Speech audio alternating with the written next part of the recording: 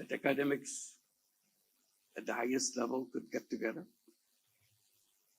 in Dhaka. It's important that this is Dhaka. I hope you will have a chance to kind of review the things that happened in Dhaka in the past few months. That will clarify what this university education is all about, or education as a whole is all about.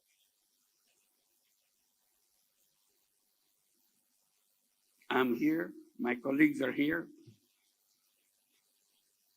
because something happened in Dhaka. Otherwise, there's no reason for me to be here, for my colleagues to be here.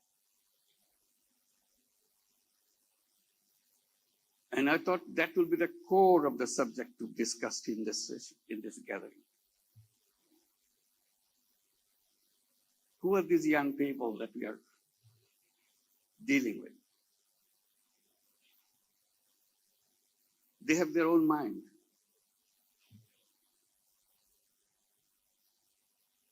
They stood up and raised their voice and brought down the ugliest fascist regime you could ever think of, given their lives. It would be a missed opportunity if you don't spend some time on understanding what they did a few months back on this very city. What was their expectation? What was their aspirations? Why did they stood up in front of guns and gave their lives, knowingly it will happen? And one school student actually wrote a letter to the mother. Mom, forgive me. Dad, forgive me.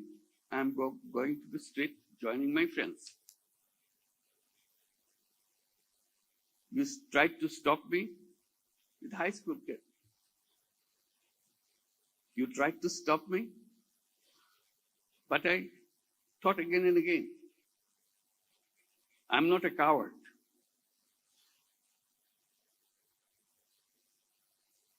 My friends are on the street, they are giving their lives. I cannot hide here sitting and hearing about that. So I'm leaving, forgive me for that. If I don't come back, please forgive me. So it was not sudden outburst. It's very pre-planned things. I wish you will have some occasion to see the videos of the things that happened in the city of Dhaka. These are not new. It happened in Sri Lanka. It just happened in Nepal. It happened in a big way in Dhaka. So what does education mean? What this university means? What the role of the teachers are all about?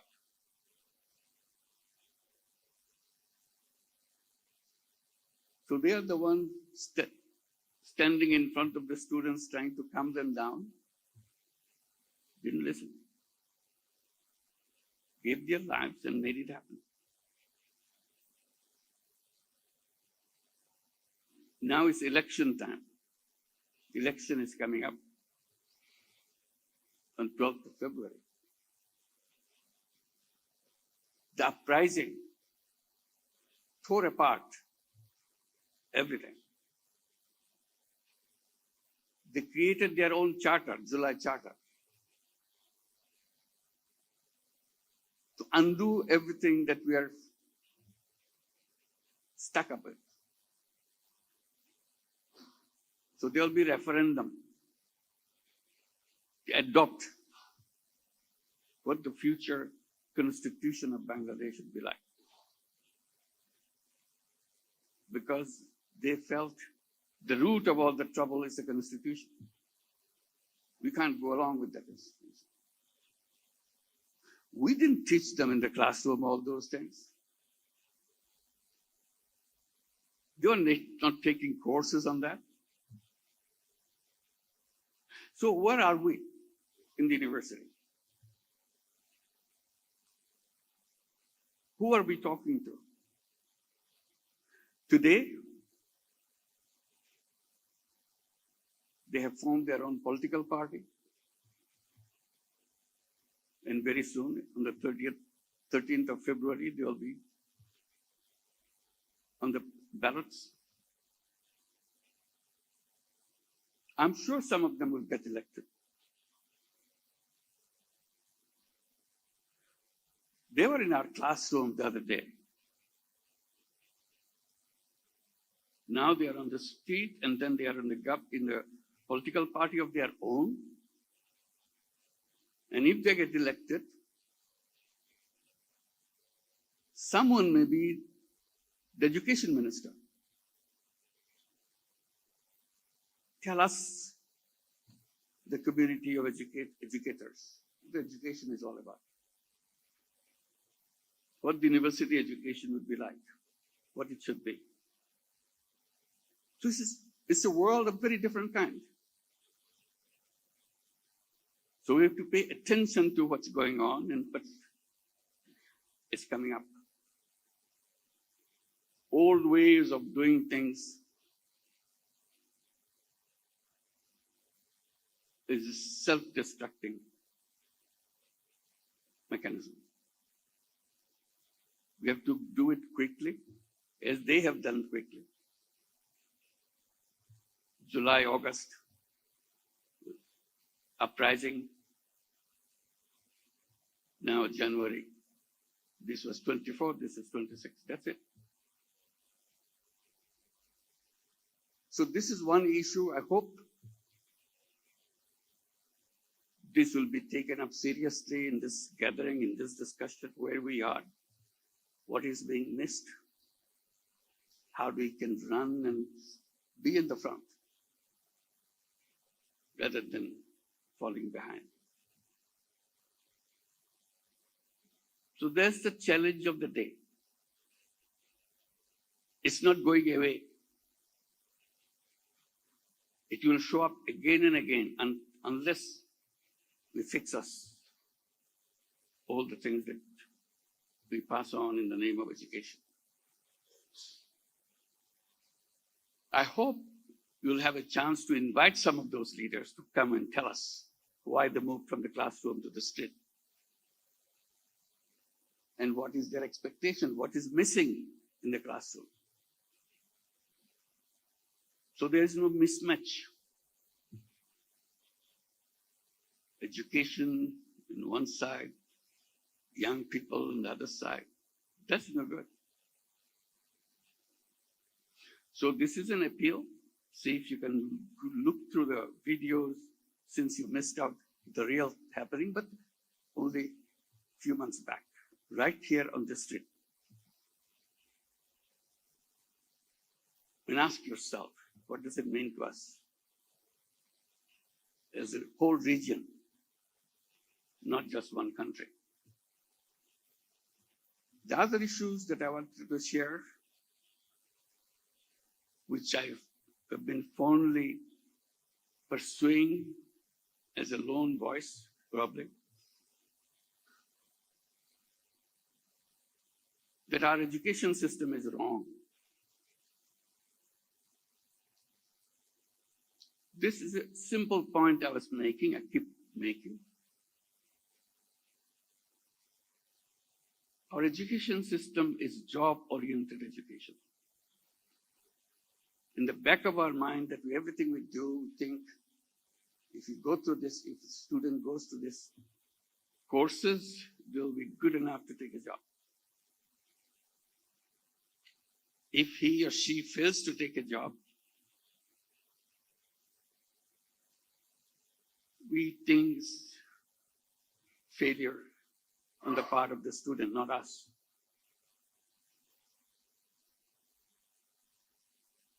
Why do we design a job-oriented education? That you have to have a degree to go to the job market so that they find you appropriate candidate.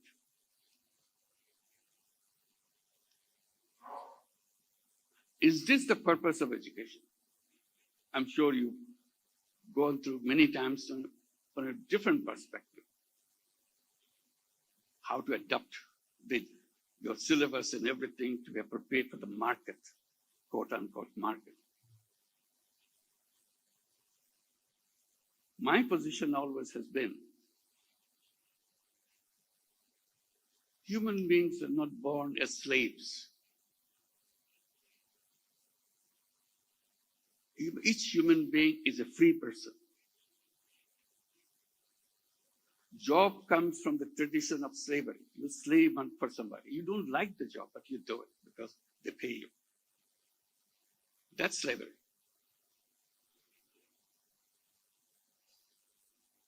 My lonely voice is saying that human beings are born as a creative being. That's how we survived in this planet, as a creative being. From the very day we are born, we are creative. Even as a baby, we are creative. Creativity is essence of human being. Job is the negation of it. It takes away your creativity. You take orders. That's slavery.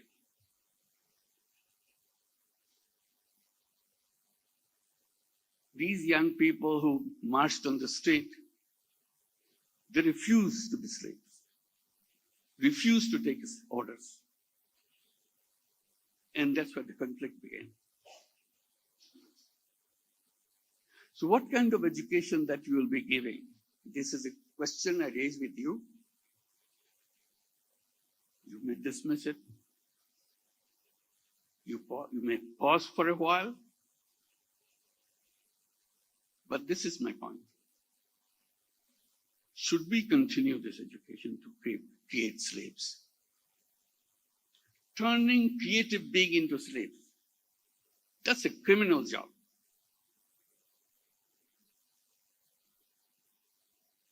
So I translated that creativity into entrepreneurship. Entrepreneur is a creative being. Why can't we teach entrepreneurs rather than job seekers? Tell young people you're not job seekers, you're job creators. You are agents of change. You create things the way you imagine.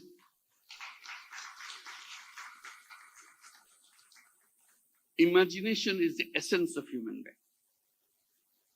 We discredit it. We say, no, not imagination. Be practical. Human beings are not born to be practical. They are born with enormous power of imagination. That's what drives them, makes them fall crazy. That's why they gave lives, imagination. They had nothing on the street. They had an imagination.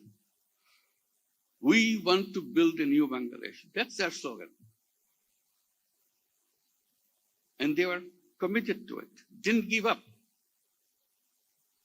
Older people telling them, no, you go back to school, get some jobs. Uprising is over.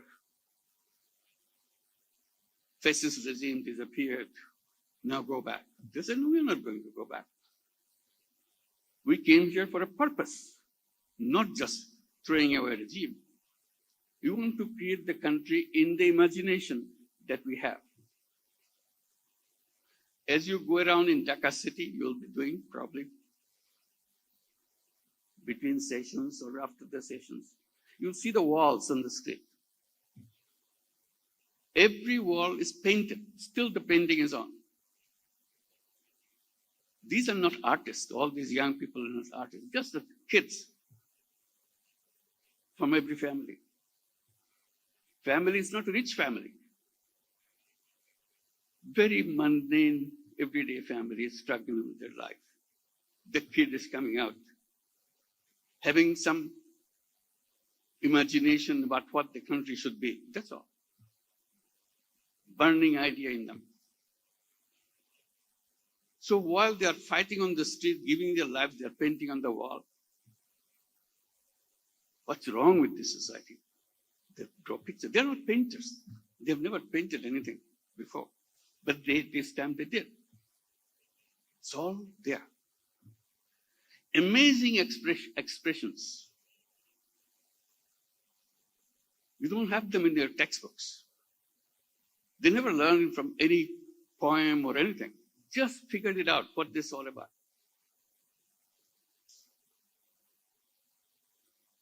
Just, I remember one quickly. One writes, there's no substitute. It goes on because there's no alternative. He gives the answer. I am the alternative. Similar thing all over Dhaka city. It's not only Dhaka city, every city in Bangladesh, you go, you see these paintings on the wall. There was no plan. There's no somebody created this little messages. No, everybody figured out their own messages.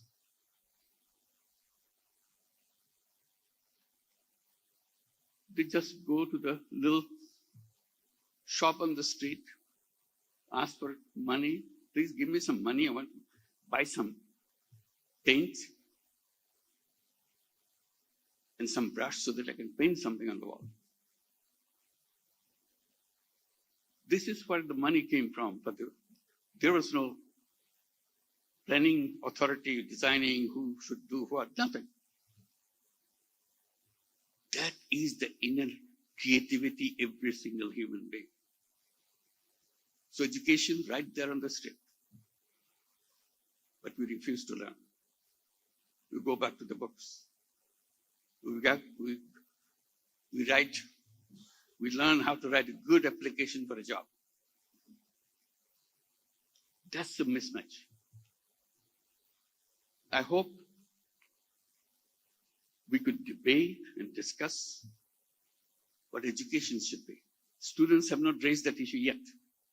They're so busy with the political issues. But someday they will raise that issue. What is education? Why are you teaching this? Who needs it? They will define what the education should be. And we should help them. Because we failed. We failed to help them grow up in their imagination. Make them imagine, make them go for it. Because that's what life is all about. Imagine and make it happen. I hope you'll have a chance to go through this from the videos or even inviting some of them. They will feel awkward because big professor sitting in front of students to listen.